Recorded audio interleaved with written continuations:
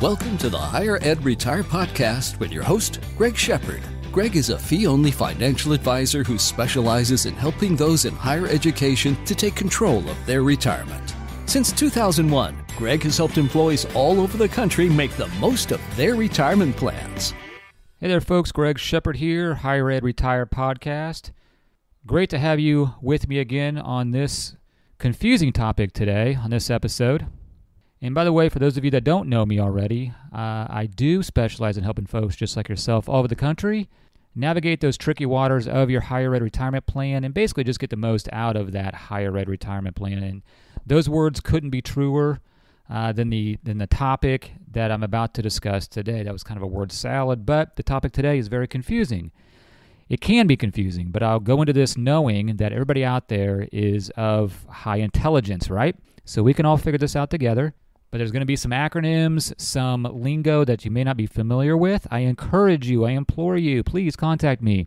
If you get in the weeds, if you're a little confused on some of the nuances around this topic, my email, best way to get a hold of me is greg@shepardfinancial.com. Shepard is spelled S-H-E-P-A-R-D.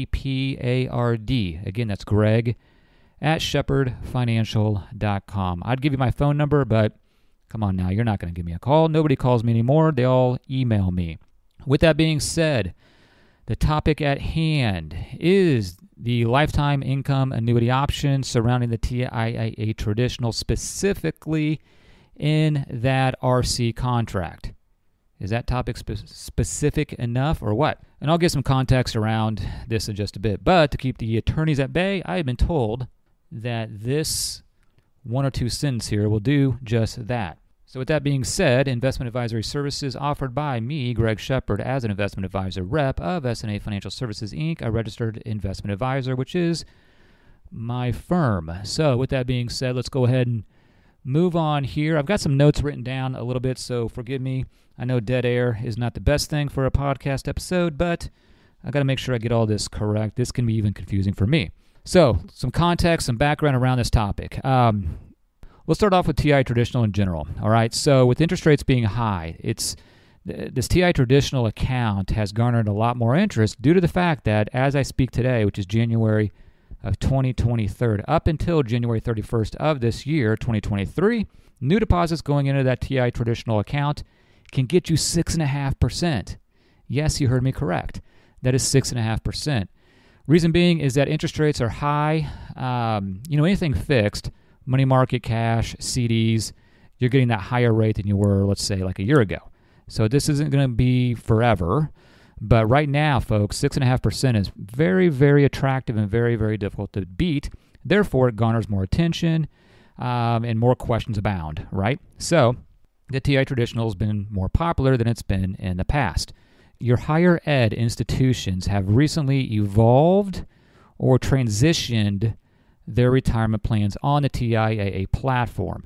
What I mean by that, maybe not everyone out there listening is affected by this, or maybe you were affected and you don't even know it. But a lot of higher ed institutions within the last 12, 18 months, 2 years, something like that, on the TIAA platform have transferred or mapped that mandatory account. Okay, here's where the lingo and some of the phrases, okay, can get a little tricky, but that mandatory account, which is synonymous with an RA contract, that stands for retirement annuity contract, has mapped over or transferred over to an RC, which is a retirement choice contract. That's why I said earlier, just a couple minutes ago, we're talking about lifetime income annuity options for the TIAA Traditional inside the RC contract, which used to be the RA contract. All right, you with me? Okay, hopefully you are. Again, email me if you're confused. So I have a few clients that are of retirement age looking to separate service due to retirement that has the questions the questions surrounding that TI Traditional and what to do with it. So let's back up. Does it make sense to even get into the TI Traditional? It over time, and again, by the way, everything I talk about here should not be construed as investment advice, folks. Make sure, I implore you, any strategy you conduct or initiate or even think about, make sure you get some professional advice on this. And I wouldn't say professional advice coming from the TIAA reps themselves. God bless them. They're great people. I know a few of them. Very good people, but they work for TIAA. So guess where they're going to want you to keep your money? With TIAA, okay, of course. So try to get a third-party, independent financial advisor, fee-only, to kind of help you out, but make sure that he or she is familiar with this stuff, okay, because it can get tricky. So does it make sense to really have money in TIAA Traditional over the course of time? I would argue probably not, okay, over the course of time. When I say time, 10 plus years, not necessarily right now, over time, because I think there's other ways to do what you're trying to accomplish. Okay, I don't have enough time or the desire or the attention span to really go down that rabbit hole. So with that being said, again, right now, you're getting 6.5%. Do you know what the bond market did last year? It was factually, the aggregate bond index, it was the worst year of the bond index ever. It's like 250 years of history there. So it makes more sense for new deposits right now up until January 31st of this year to get that 6.5%. Again, there's strategies around that as well. Not sure if I'll have time to get into that. I might touch upon that. But going further, this client already has money in the TI Traditional. So what do we do with it? We have three options, basically. We can transfer it. Okay, again, he separated service due to retirement. One option is taking that money. He has $200,000 inside the TI Traditional. This is a portion of his retirement. All right, he's got a good deal of money, but so this is a portion of it. Do we take that $200,000, roll it over to an IRA? Okay, if we did that, it would be a 2.5% penalty, which is $5,000. So that $200,000 just became $195 if we do that. Keep that in mind. That's option A. Option B is initiate the 7-year TPA, so 7-year transfer payout annuity. Essentially, as the name implies, you're going to transfer money annually. Okay, usually it's in December.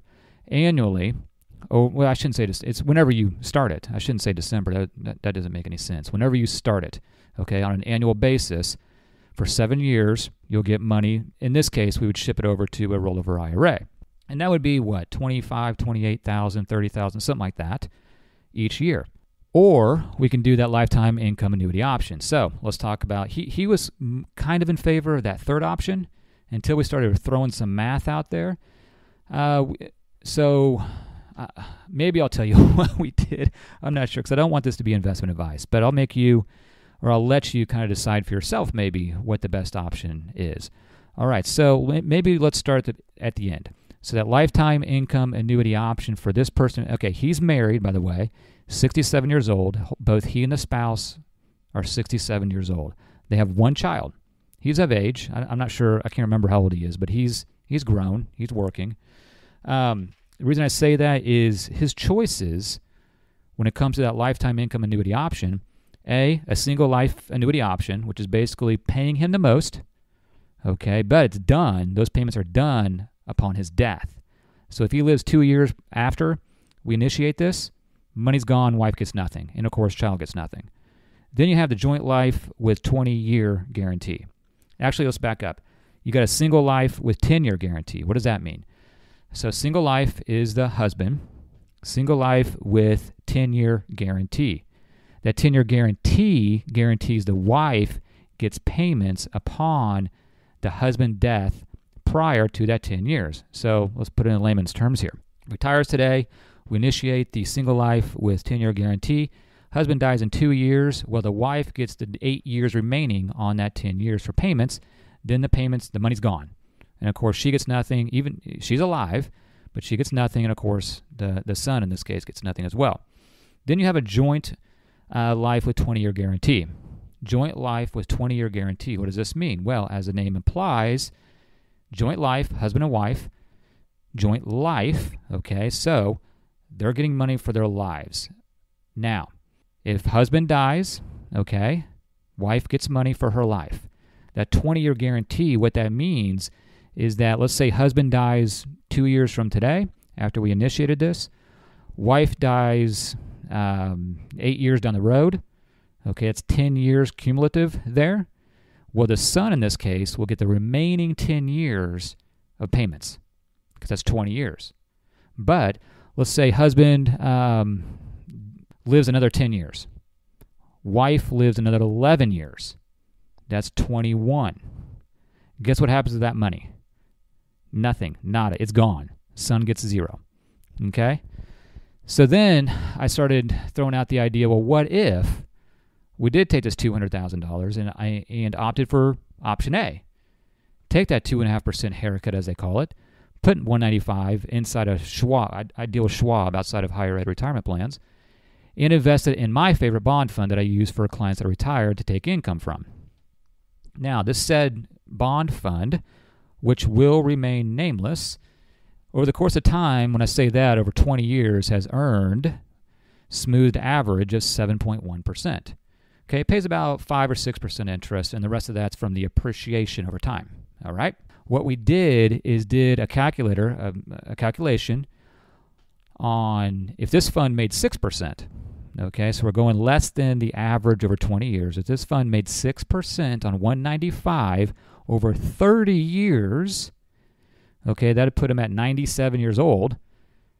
You still have $40,000 roughly. Okay, there's a caveat, obviously, with market appreciation. It could be more, it could be less. But around $40,000 in 30 years that you can use for estate planning purposes that the son can have. Of course, if they live less than that, that dollar amount is more. So you tell me, even with that haircut, which one would you rather do? Now, let me back up a little bit. There's all these kind of nuances I remember every now and again when I'm talking about these subjects. So the RC contract, again, we went from RA to RC of late, as of recent.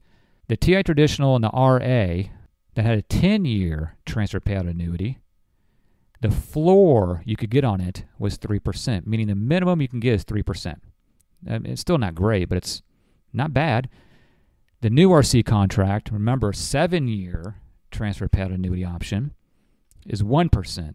The floor, the minimum you can get is 1%. So folks, in time, when I say time, your guess is as good as mine. When those interest rates go down again, like we saw, the last 10 years prior to the environment we're in now, you'll probably be around that floor once you get to that low interest rate environment. That's another reason why I said maybe that TIAA Traditional isn't the best option over the course of time. Right now it's pretty good. And can you strategize where you put money in the TIAA Traditional now, get that 6.5% for a certain amount of time until interest rates come down, and then reallocate those monies towards different investments within the contract that might be better down the road? Not investment advice. Please consult with somebody that knows what they're talking about in this area. So, again, option A was a 2.5% haircut. If he does that, we're rolling over 195. We're going to get about the same payment, by the way. Did I say the payment? I don't think I did. So the payment to the individual, in this case the client, if he were to do a single life, right, yeah, making sure my notes are correct. A single life, okay. Sorry. See, it trips me up, so it's very difficult to imagine that someone out there that doesn't do this for a living trying to figure this stuff out. Single life with 10-year guarantee. That amount on $200,000 was $1,131. $1,131 per month. Okay, and if I didn't state this already, when we took that if we choose a strategy where we take the 2.5% haircut, roll that 195 over to a rollover IRA, we can still get that $1,131 a month. Okay, we're still calculating for that same amount, $1,131 a month. At the end of 30 years, you're still looking at around that $40,000. Okay, I think I omitted that when I talked about it the first time, but I want to make sure I'm clear on that. We're still calculating for the same amount of dollars. We're not dealing with taxes. The tax liability, obviously, we will have to deal with it, but the tax liability on either option is the same. So that is a variable that's not going to change. We did dabble into the 7-year TPA, transfer payout annuity. It is an option. I'll be quite honest. We're not going to choose it for various reasons we won't get into right now, but that's looking at, I'm doing math in my head, high 20s thousand per year that you could roll over to an IRA and kind of enact the same strategy as option A. But there's reasons we didn't do that, okay? Now, so I guess I let the cat out of the bag a little bit. We chose either option 1 or A, or the third one, option A or option C, or 1 or 3, okay? You can decide for yourself which is the best. Maybe, here's what I say about the TIAA Traditional. Okay, I actually did an episode recently on why I'm a self-proclaimed hypocrite when it comes to TIAA Traditional, because the income, or I guess the interest that's being generated now is so attractive. I can see a place for it in lieu of all the bond investments in the portfolio. So just use your bond portion towards that TIAA Traditional with the knowledge that you have regarding the exit strategy. You must know or have an idea of how you're going to get that money out before you start putting that money in inside the RC contract. Remember, quick tidbit here, GSRA, so your supplemental accounts, if the TIAA Traditional is allowed to you going forward, a lot of contracts, higher ed institutions on the TIAA platform have done away with TIAA Traditional on the supplemental side because it's liquid. Okay, keep that in mind. Your interest rate is lower. Interest rate's lower on the supplemental side, but it's liquid. Okay, even if you have, there's so many tangents I can go out on that. Make sure you consult with somebody prior to that information. I haven't seen where it's not liquid, but I shouldn't get a blanket statement. You could ask a TIAA rep on that as well. But we're talking about the RC, which is a mandatory account. But like I said, it comes down to, is a TIAA Traditional a good investment over time? Can you accomplish the same thing, which is the folks that are getting into the TIAA Traditional, what they're doing is they're looking for that guarantee, right? Guarantee. Yes, it's guaranteed, but over the course of time, what are you earning on that? Even though the bond market did very poorly last year, over the same amount of time you've had that TIAA Traditional, could you have done better in other options? Okay, I don't know the answer right now. But we can certainly figure that out. Going forward, do you want to continue those contributions to TIAA Traditional? And I implore you, I'm wrapping this up, but I implore you, I can't stress this enough. If you have that TIAA Traditional, even if it's on your supplemental side, is specifically that mandatory side, you need help, okay? Don't get someone that knows what they're talking about, not necessarily those TIAA reps. Again, God bless them, they're great people, but they're employed by TIAA. Their job is to keep the money there with TIAA. So get an independent, fee-only financial advisor to help you out. And of course, this is my world. This is where I live in, so I could certainly help you out as well. Real quick, email again, greg@shepardfinancial.com. Shepard is SHEPARD, folks. There's a few different other strategies involved with what I just spoke about. I don't have the time. We'll just get in the weeds even more. I might do another episode on that. But please, please, please contact somebody before you enact some of these irrevocable decisions that can affect the rest of your retirement life financially. All right, folks, that's enough confusion today. I'm going to go get some lunch. How about that? It's lunchtime. So again, this is Greg Shepard with Higher Ed Retire, telling you all to take control of your retirement today. All right, take care. Bye-bye. Thanks for listening to the Higher Ed Retire podcast. Just because this episode is over doesn't mean you can't continue your retirement journey. Please visit www.higheredretire.com to see how you can work with Greg or to simply ask him a question. Thanks again. S&A Financial Services is a registered investment advisor. Information presented is for educational purposes only and does not intend to make an offer or solicitation for the sale or purchase of any specific securities, investments, or investment strategies. Investments involve risk and, unless otherwise stated, are not guaranteed. Be sure to first consult with a qualified financial advisor and/or tax professional before implementing any strategy discussed herein. Past performance is not indicative of future performance.